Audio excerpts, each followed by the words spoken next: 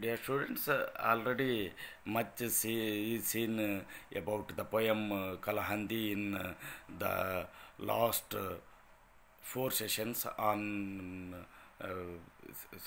this poem.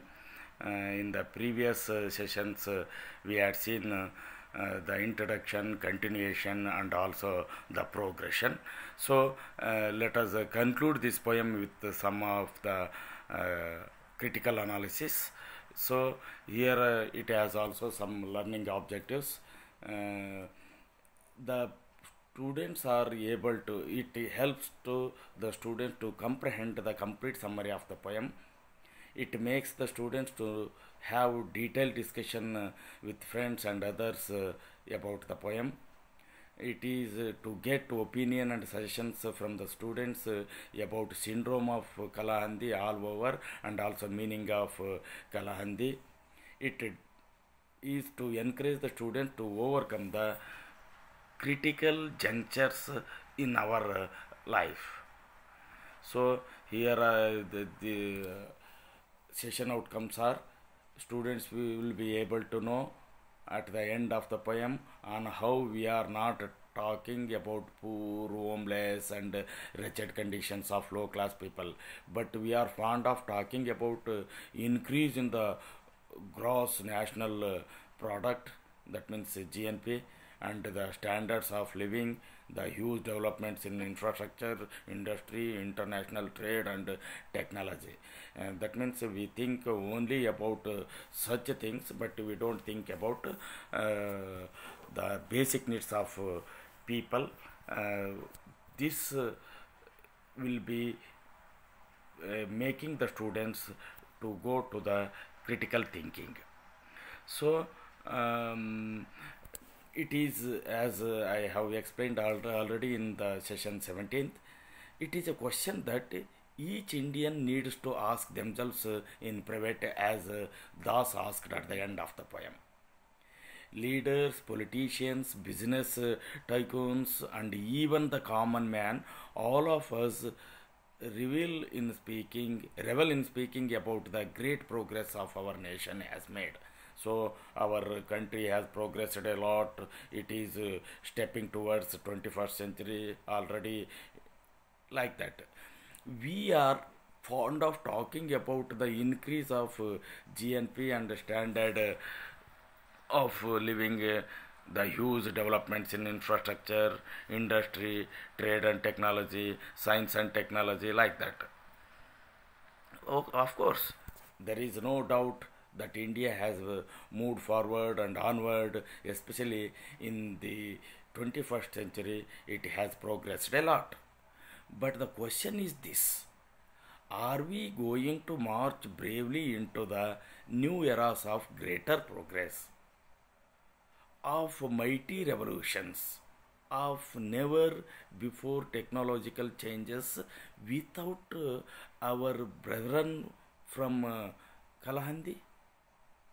Because the development has not touched them, the progress has not come anywhere near their lives.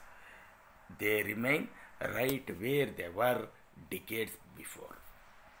Poverty, disease, lack and privation were their bedfellows and still continue to be.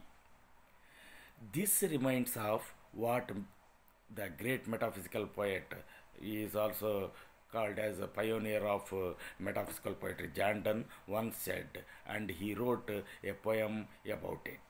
It is called No Man is an Island.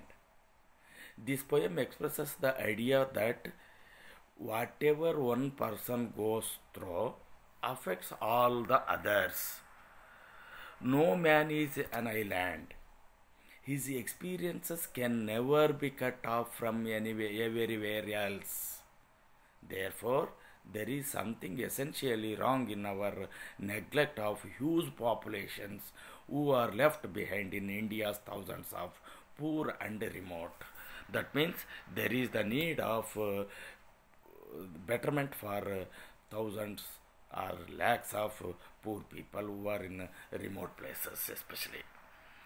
So Kalahandis, India, as a total cannot really say it has entered into the portals of the 21st century if there are pockets of their population that have been left behind in their villages. The onus, however, dear listener, is not on some leader, some politician out there. The responsibility is ours, yours, poets, and everyone's as the future leaders of India. So, responsibility is not of one person, it should be on the shoulders of all. If we truly want to move the country ahead, it has to be an integrated whole, one nation where the divide between the Kalahandis and the rest of India is not such an unbridgeable yawning chasm as it now appears to be. See, the poet definitely ends the poem with a lot of despair and disappointment. He says that Kalahandi is present in the occasional regrets of our souls, in the unexpected nagging of our conscience about our deeds, and the rare repentance of our inner self, inner soul. It is there in the nightmares occurring our sound sleep. We are reminded of Kalahandi when we fall sick, we feel angry, when we feel helplessness, and also in the extreme fear of an coming bloodshed. Then he rightly asks, can we celebrate 21st century when there still exists this Kalahandi everywhere? So, as thus had spent much of time in Kalahandi as a collector, as an IAS officer, he had practical experience about a terrible famine.